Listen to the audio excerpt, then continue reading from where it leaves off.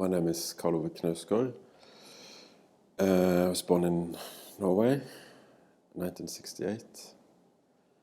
I'm a writer, and I live in London, and have done so for the last 3 years.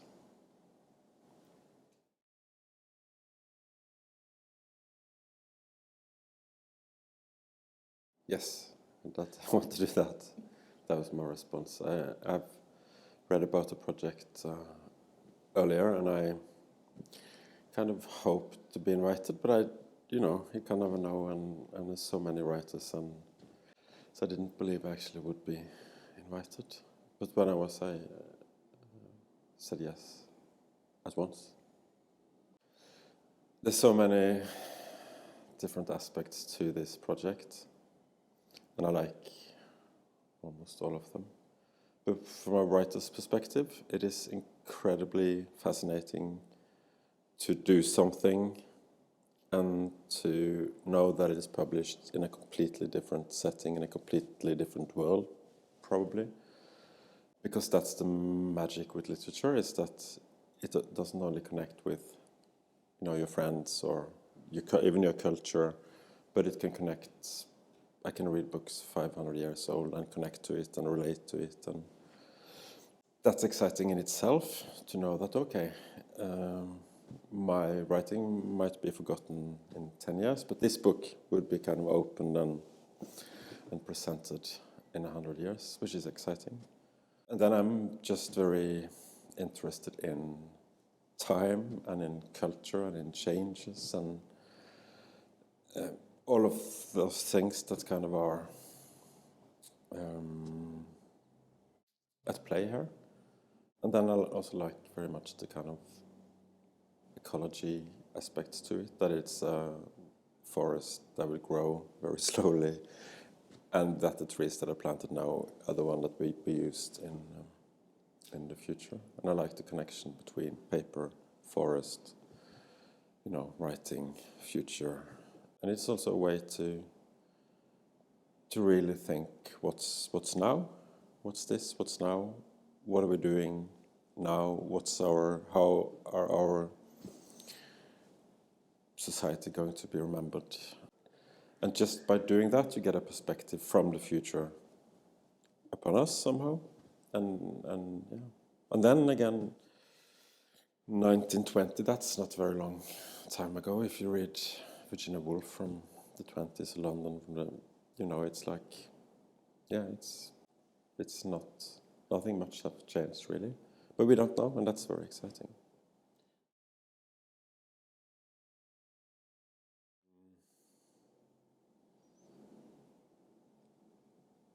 Well, it's about time on incredibly many levels. One would be when you write something, you are in contemporary time, you're connected to contemporary time. It's like you're in it, and when you read it, you're in it. But what's in the book, in the writing, doesn't change, but everything else changes, in kind of at different speed. I'm very fascinated by that fact, that something is kind of unchanged, brought into the future, where everything changes. And then, since it's art, since it has to do with human beings, it still is possible to kind of evoke it and give it life again, and it will be in time again. That's very weird, very strange phenomenon, I think. And you also have the time of other species, in this case trees, that grows very, very slowly and has a completely different. I know that trees doesn't have a view on the world, but it is in the world in a very different way than we are in the world. But with biology and our species and evolution, and the fact that it's 300,000 years roughly, which is incredibly short time span in the long term. You have human-like species that have existed for 900,000 years, and they're gone. They're no more. And those kind of perspectives, even if this is just 100 years, but those kind of perspectives come into play when you do something like this or are part of something like this. I think it's inevitable somehow to think about it. Because the forest in Munch is often death. It's what you go towards, where you disappear into and you are gone on one side. And the other side is that it is connected to creativity, very much so, and kind of to the physical presence of the world in his printings, for instance. Yeah, I think that's important to this project, is death, because we will be gone when this is finalized. And then creativity, people are making art in it, and then also language, communication, and the fact that we really don't understand trees, we don't know trees, we can't really relate to it, and maybe we should, but we haven't until now, at least.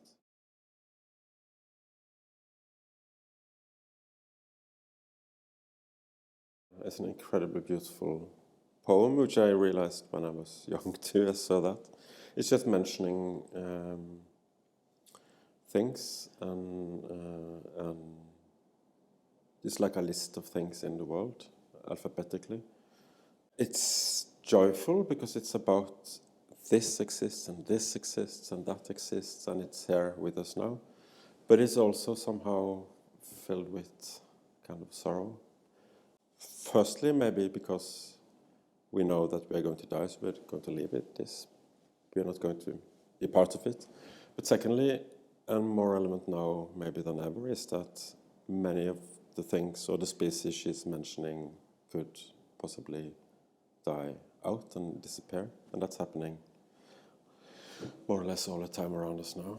And that's the one thing I hardly can't think about it, because it's so incredibly sad, because it won't come back, just gone forever. And some of that is, of course, part of a natural process, but many of the things that are happening now is not. It's this human-made, which exists in that poem. I don't know if she thought of it when she wrote it, but it is there just by mentioning, and that's the beauty of art, that you could do something very, very simple, and it can be incredibly complex. And I think this project too has that element to it.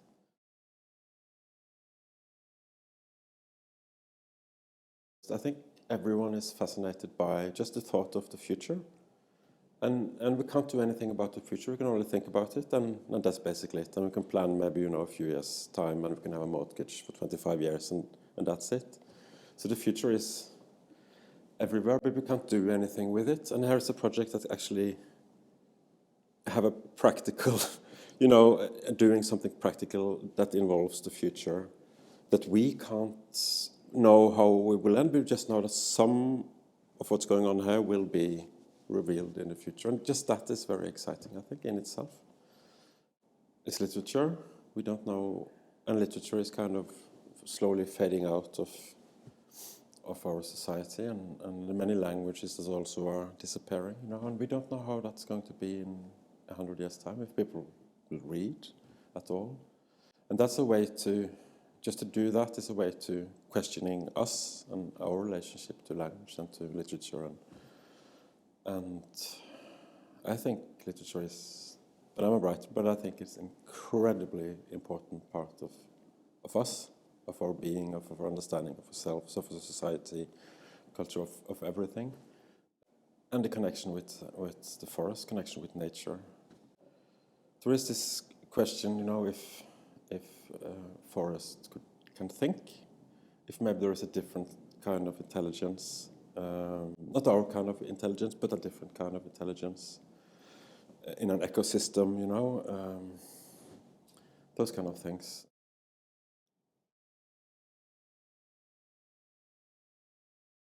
In my writing, I'm known for giving away secrets about myself and people close to me. So if I'm good at keeping a secret like this, I don't know, but it is, secrecy is very much connected to writing, really, because when you are writing it, it is very intimate, and it is very much part of yourself, and it's very much an inner world that you don't share, and then you have to keep it that way to to be free enough to, transgress the way you want and to go where you want. And you must not think about publication, must not think about readers. And then it's public, and then, of course, that's what happens. But there are very much two phases here. And in this project, it's really twisting those two things, because I am writing, and it is secret, but it's not published. And then it's published in 100 years when nobody's here to read it. So that's very weird. But I think that's also part of the fascination in this project, is that, can you trust people to publish it? Can you trust literature to have kind of reach out to people in 100 years' time? But don't know, but that's basically what literature does, I think. Reach out to people different from yourself, or you can go, when you are a reader, to places that are completely unknown and out of reach. For instance, you could read Icelandic sagas that are 1,000 years old, or it's no problem at all to connect to it, because being a human being is the same now as it was then. And probably, if things doesn't go terribly wrong, it will be the same in 100 years, I think.